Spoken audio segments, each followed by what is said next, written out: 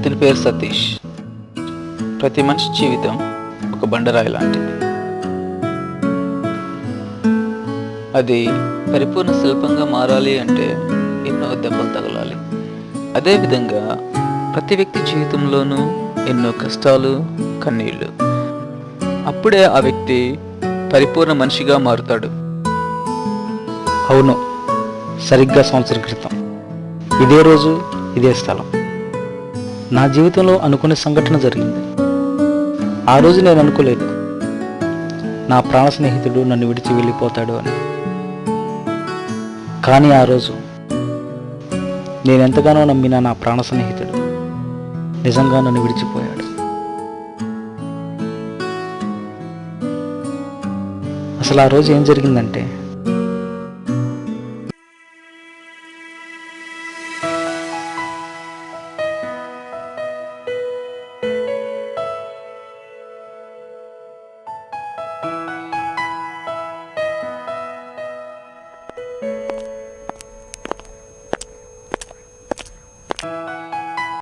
ఏంట్రా సతీష్, అర్జెంటుగా రమ్మన్నావు?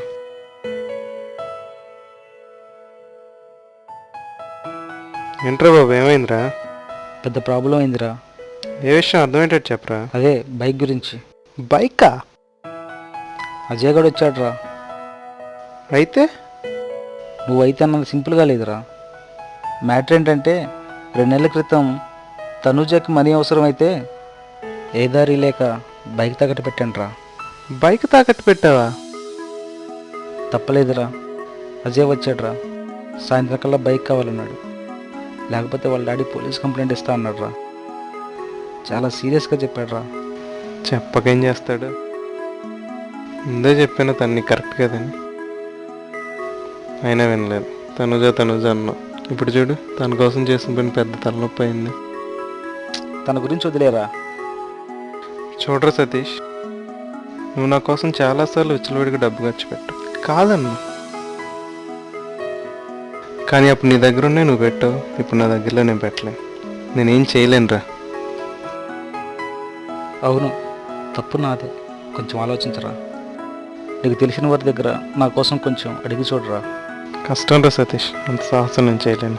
నువ్వు సమస్యలో ఉన్నావని నేను అప్పుల పాలై నీ ప్రాబ్లం సాల్వ్ చేస్తున్న రిలేషన్ మన మధ్య లేదు కదరా. మన ఇద్దరికి ఏ ప్రాబ్లం వచ్చినా కలిసి షేర్ చేసుకుని సాల్వ్ చేసుకునే వాళ్ళం కదరా. కానీ ఇప్పుడు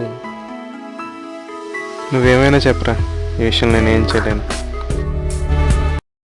హలో, సారీరా, నన్ను వదిలే.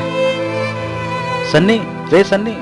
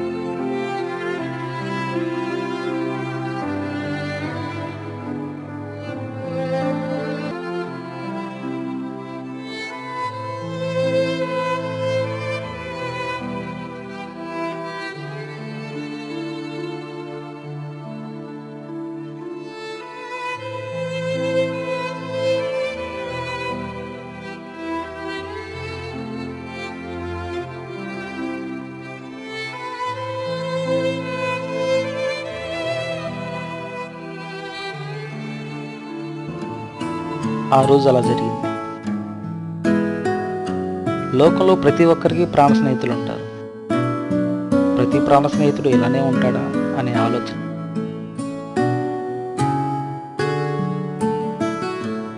ఆ క్షణం నా మనసులో స్వార్థం లేని స్నేహితులుంటే ఎంత బాగుండు అనిపించింది. ఆ ఆలోచన మరువని మరుక్షణమే ఊహించిన విధంగా మరో సంఘటన. ఆ రోజు నాకు ఓ ఇన్విటేషన్ వచ్చింది.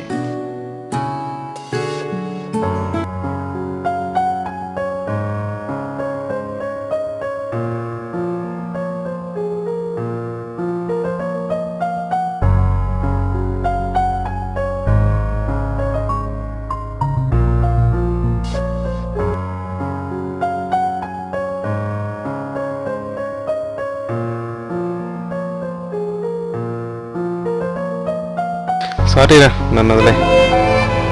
సన్నీ, రే సన్నీ.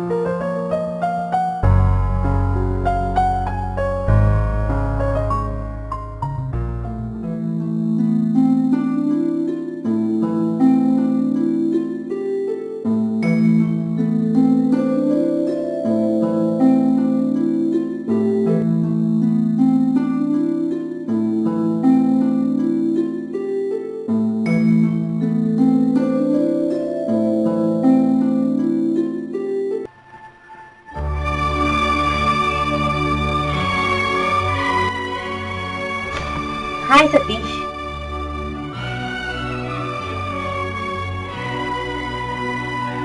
నువ్వు విన్నది నిజమే. నాకు మ్యారేజ్ ఫిక్స్ అయింది.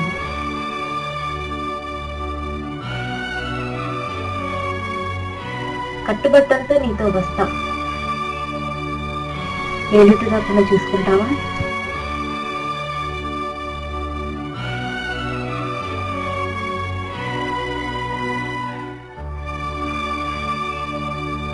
నేను చేసుకునేది ఎన్నాళ్ళు. Sorry sorry.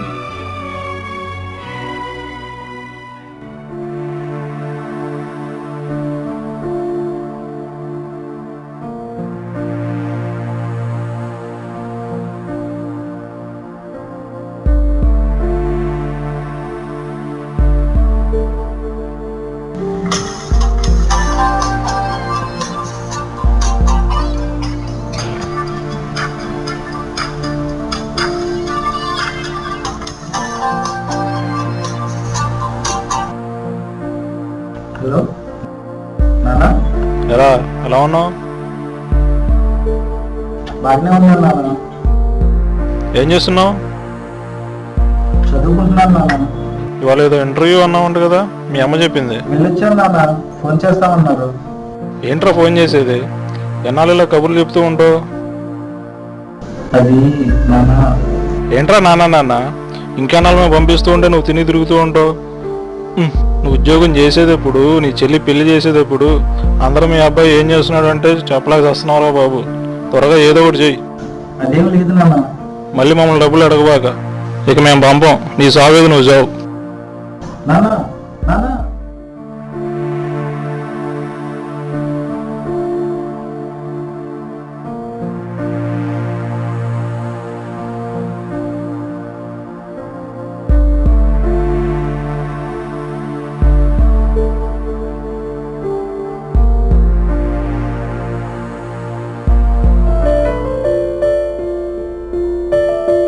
నువ్వేమైనా చెప్పరా, ఈ విషయం నేను ఏం చేయలేను. నేను చేసుకునేది ఎన్నాళ్ళు. నీ సావేది నువ్వు చావు.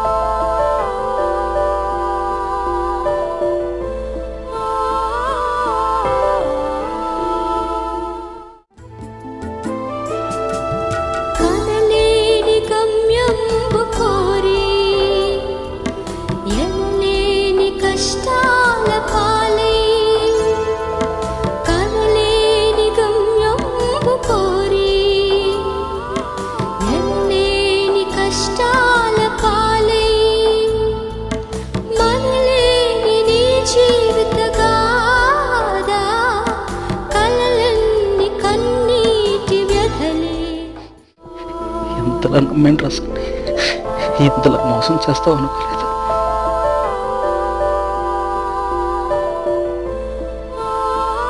ప్రాణంగా ప్రేమించాను.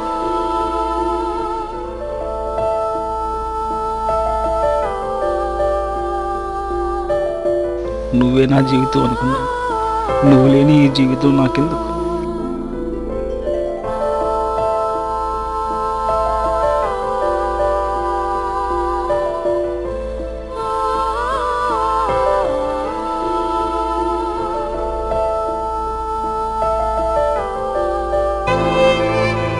ప్రాణ స్నేహితుడు, ప్రేమించిన అమ్మాయి, ప్రాణమిచ్చిన తండ్రి,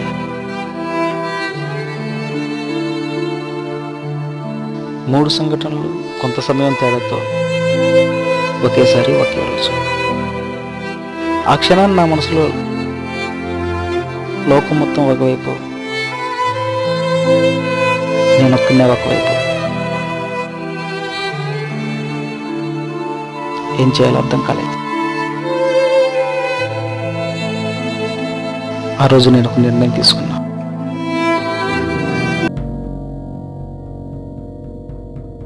ఇప్పుడు నా దగ్గరలో నేను పెట్టలేను, నేనేం చేయలేనురా. ఏ లోటు రాకుండా చూసుకుంటావా? నీ సావేది నువ్వు చావు.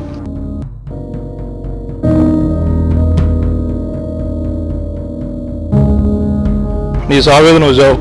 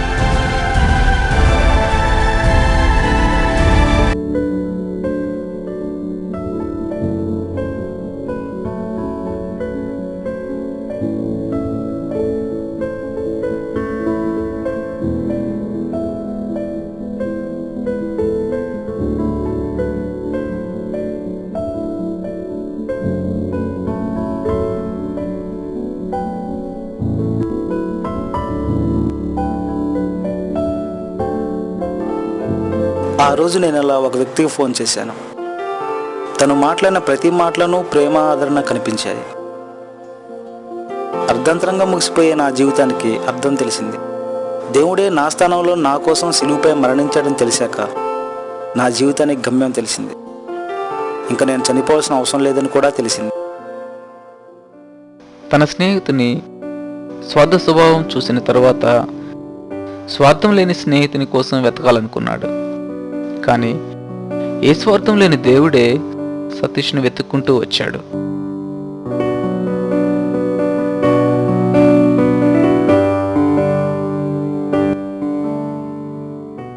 ప్రేమంటే తనూజానే అనుకున్నాడు. అయితే తను కూడా వదిలి వెళ్ళిపోయింది. అంతకంటే అధికమైన ప్రేమతో దేవుడు తనని ప్రేమిస్తున్నాడని తర్వాత తెలుసుకున్నాడు.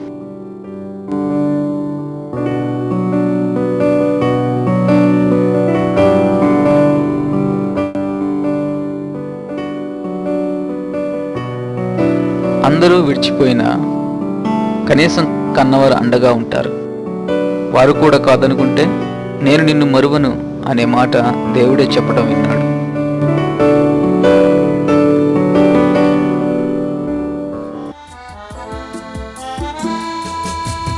జీవితం విలువైనది, ఏనాడు ఏ మరకు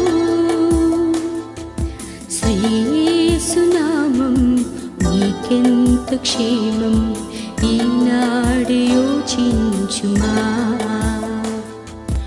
ఓ నేస్తమా తెలియునా, యేసు నిన్ను ప్రేమించెను. నా నేస్తమా తెలిసికో, ప్రభు యేసు నీకై మరణించెను. నీ జీవితం